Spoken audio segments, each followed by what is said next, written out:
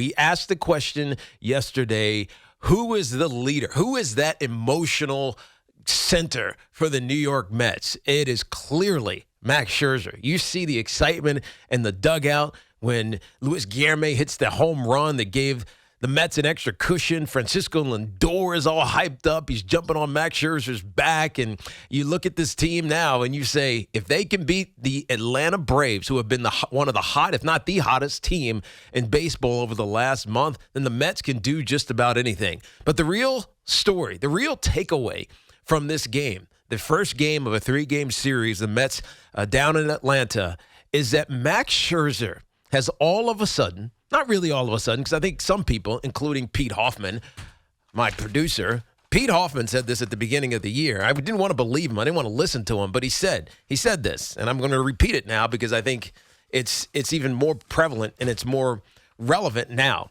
Max Scherzer has given the Mets the luxury of not needing Jacob deGrom in order to get to and possibly win the World Series. I'm not saying the Mets don't need Jacob deGrom, because of course you want Jacob deGrom. You'd love to have a 1-2 punch of deGrom and Max Scherzer going into the playoffs and into the second season and dominating whoever they have to face. Obviously, it'll be the Braves again, and the Dodgers will come up at some point. But Max Scherzer, who has been fantastic in his last 2 starts, one against the Reds where he had 11 strikeouts. He had 9 last night, went 7 full innings, including getting a huge strikeout at the end of that seventh inning. And he gives you this emotional lift every time he takes the mound. Like, you see how he impacts his teammates. You see how his dominance has been such an important part. And you see also why Stevie Cohen spent the $43 million a year that it took to sign him to bring this guy.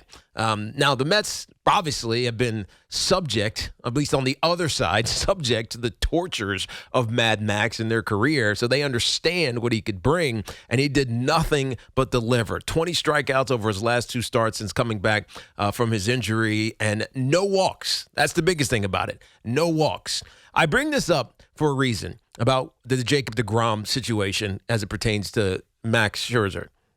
We know that Steve Cohen, when he bought the New York Mets, he wanted first and foremost to change the conversation about the team. He wanted to make them relevant in a way that they hadn't been in a really, really long time. They wanted some consistency. He wanted, I think most importantly, some star power. That's why he signed Francisco Lindor. It's why he signed Max Scherzer. It's why he brings in maybe not as big a name, but as consistent a starter in Chris Bassett. There's a reason that he did all of that. He wanted to simply change the narrative, but he let it slip a few weeks ago when he talked about the path and the timeline.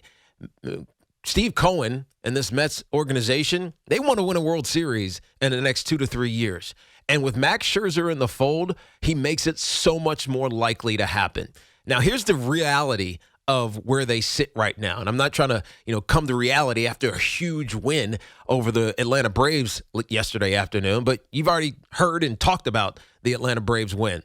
They have 2 more. They've guaranteed themselves a spot atop the division regardless of what happens the next 2 games. The Braves could win 2 out of 3 here, and the New York Mets would still be the league leaders in the NL East. That's what Max Scherzer gave you last night.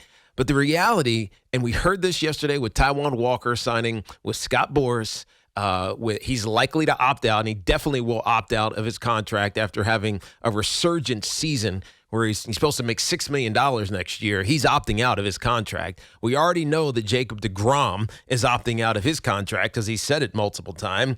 Chris Bassett is a free agent on a short rental that Steve Cohen got him for. And Edwin Diaz, who arguably has been the best closer in baseball this year, and shut it down last night in the 9th inning with 3 straight strikeouts, which was amazing. It's 3 days in a row, so he probably won't be available tonight. But Edwin Diaz has been fantastic. You got to pay all of these guys.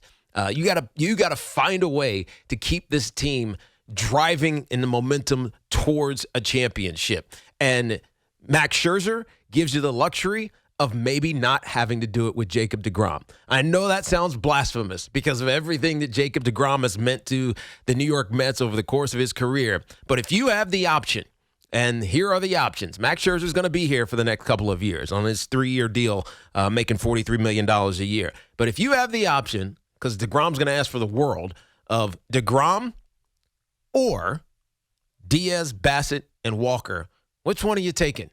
It's a serious question. Obviously, everybody thinks they want to say, I want Jacob deGrom. Of course I want Jacob deGrom. He's our homegrown guy. But if Jacob deGrom asks for $45 million a year, which one would you rather have if you're a Mets fan? deGrom and not keep Diaz, not keep Bassett, and not keep Walker, or you keep those three and let deGrom walk?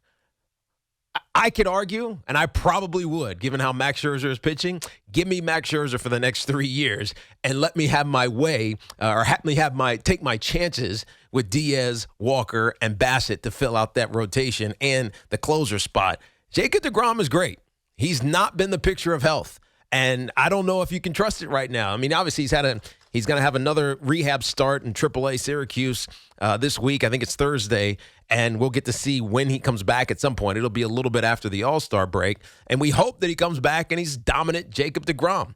But I think Max Scherzer, as I said before, has given the Mets the luxury of not having to depend on Jacob deGrom. And it's really interesting because the very beginning of the season, just talking to some friends who were in the MLB insider space, one of the things that he told me about the Max Scherzer signing was Max Scherzer was signed specifically as insurance so that you still had an ace. You still had a dominant piece of the puzzle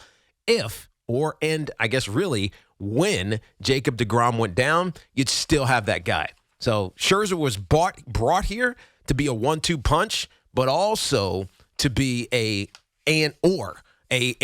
guy if Jacob deGrom could not be that guy. And he proven for the first half of the season, the first 87 games or so, to not be that guy. Our friends at Town Fair Tire remind you that at Town Fair Tire, you always get the guaranteed lowest price on name brand tires from Connecticut to Maine. Nobody beats Town Fair Tire. Nobody. What do you think about it? 877-337-6666. I mean, I remember watching Scherzer be dominant throughout his career, and it just felt like at some point they would have to fall off the plane. There was just no way that he continued to be this guy for until his 35, 36, 37 season. Yet every time you watch him, he is in complete control and command of what he's doing. And I can't believe he's 37 years old because he doesn't look it. He doesn't act it. He has this intensity that it's mesmerizing. And I watch the replay of the Atlanta batters because I listened to this on the radio, but the replays of these Atlanta batters, they're completely lost. It is amazing to see. It's fantastic to watch, and it makes you feel really good that in the absence of Jacob deGrom, the Mets, they're just all right.